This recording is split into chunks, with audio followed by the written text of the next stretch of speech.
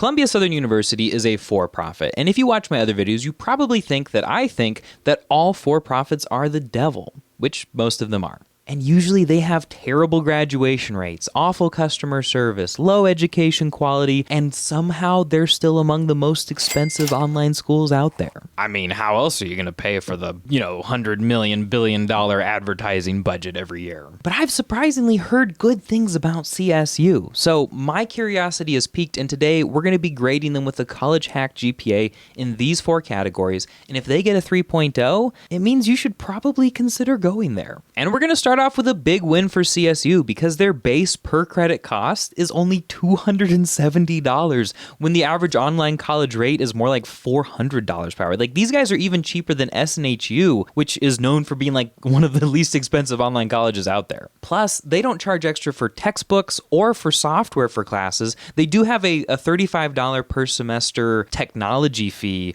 but that's nothing. And get this, if you're working with one of their learning partners, which includes Sophia Learning, which just about everybody who watches this channel uses Sophia, you can get another 10% off of the tuition cost, which means that even if you didn't use any of your Sophia credits, you could still graduate from these guys, taking nothing but their own classes, not hacking anything, for under $30,000. The average online is like $50,000. That's wild. Part of the way that they seem to make this happen is they do sort of deconstruct their costs a little bit. So a lot of colleges will include administrative fees as part of the per credit amount. So you're just paying like one cost. With CSU, you're going to end up paying a few more like small fees here and there, like $100 graduation assessment fee or $145 to bring you and your family to commencement. If you decide to drop out of a class after the first week, it's going to cost you up to $200. Then there are other little things like program evaluations or changes or transfer credit assessment that are going to have small costs associated with them, but most of those are under $50. And if you play it smart, like your total administrative costs going here, I think will probably pretty easily be under $500. Overall, I am flabbergasted to be giving a for-profit college an A for cost. Like, what has happened? It feels like the world has turned upside down. But maybe there's a catch. Let's move on to the next category. So Columbia allows students to transfer in up to 75% of their degree, which is pretty industry standard for online colleges, and also shows that they're not trying to be super stingy and force you to take all of your classes with them. This is really good news for people who already have old college credit or people who want to hack their degree and bring in alternative exam or third-party course-based credits into their CSU experience. Plus, for $350, they'll assess your current work experience, certifications, licenses, military experience, and potentially grant you up to 25% of a degree's worth of college credit based on that. So that's a really good option for people who have been in the workforce for a while. They also accept CLEP exams and maybe DSST exams, but they don't publicly share the equivalencies, so you can't really plan for it, and you have to assess those with your advisor. Add to that the fact that they don't publicly acknowledge third-party course providers like Study.com or Straighterline, and it becomes a little bit harder to hack a CSU degree. But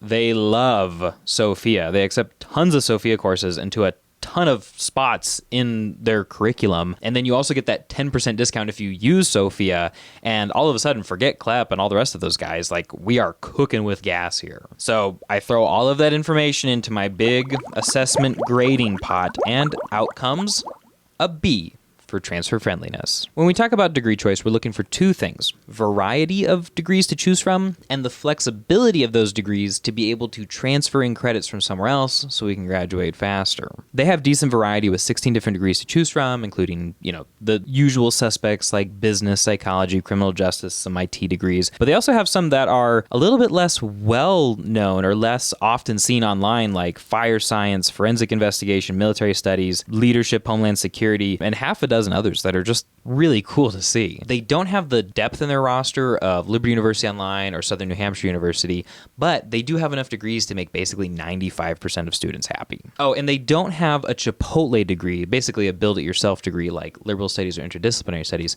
but as we'll see in a second, you're not really going to miss it. That's because what stands out about these degrees is their insane flexibility. A big complaint about higher education for the longest time has been that there are too many classes required that don't have anything to do with what we came to learn. And these guys fix it by having a very succinct 30 credit general education when a lot of schools have a 42 credit general education. General education is basically the part of college that's like a review of high school. Then we get to the major area, which ranges from 36 to 51 credits. If it's a more advanced specific degree, you might have another 12 credits of specialization. But like those are the classes you came to actually take. And the end result of this is that their free elective sections are huge. They average from like 36 credits to 48, which is basically their way of saying, hey, we're not going to make you take classes that you don't have to take. Feel free to transfer something in here to this blank spot, including a bunch of Sophia courses that you could finish in under a month. In fact, I did a rough draft using Sophia to try to hack a CSU degree, and I ended up being able to hack the entire 75% maximum of a business degree, which means it's very possible to graduate from CSU for under $8K in easily under a year. Like no other for-profit and very few other nonprofits do that. So even though degree choice for CSU is really either a B or an A,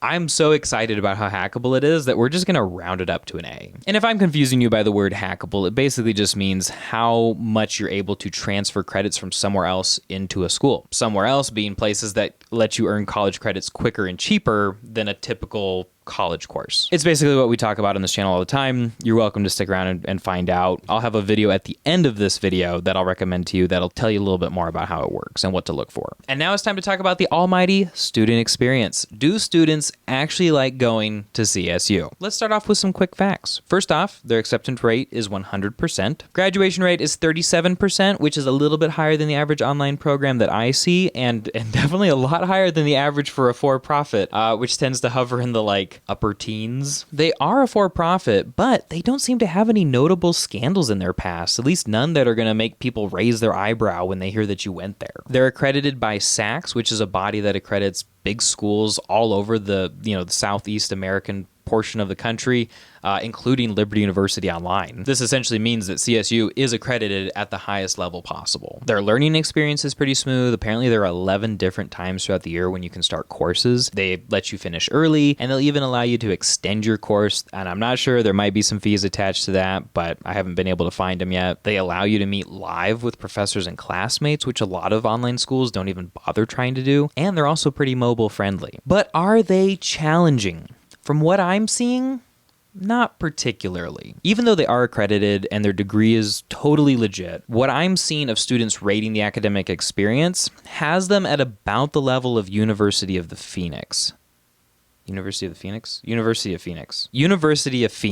which is a notoriously bad for-profit. They're also rated slightly lower than SNHU and about a full letter grade lower than Liberty University. It's hard to say much more than that without going and being a student myself there, but we'll summarize by basically saying it's not a particularly difficult school to graduate from. Student reviews on niche.com put them at 4.5 out of 5 stars, which has them tied with schools like Liberty University, and it shows that they actually have a pretty good experience there. Students say things like, I've had a great experience with CSU. The academic advisors and staff are very helpful and reach out often to online students to make sure they are on the path. The professors are very dedicated to ensuring your understanding of the material. My only issue would be resources. I wish they helped me more with getting set up financially for college. Which raises questions of what exactly were you asking them to do? Because I know schools will totally help you get qualified for financial aid because that's where they get paid from. Were you wanting them to give you money? This person complains that it seems like the administration is just out to make a buck, which, if you think about it, is true because they are a for-profit. But this person's other complaint about them not being regionally accredited is now out of date because they do have that highest form of accreditation. And then I just love this comment. Some of them are rude or just an ass. Most of them are really nice, though. 3 out of 5 stars. Of course, that's from 2016, so it's not really relevant anymore, but I just thought maybe you would find that funny. Overall, I'm going to give them a C for student experience. The student reviews bring that up.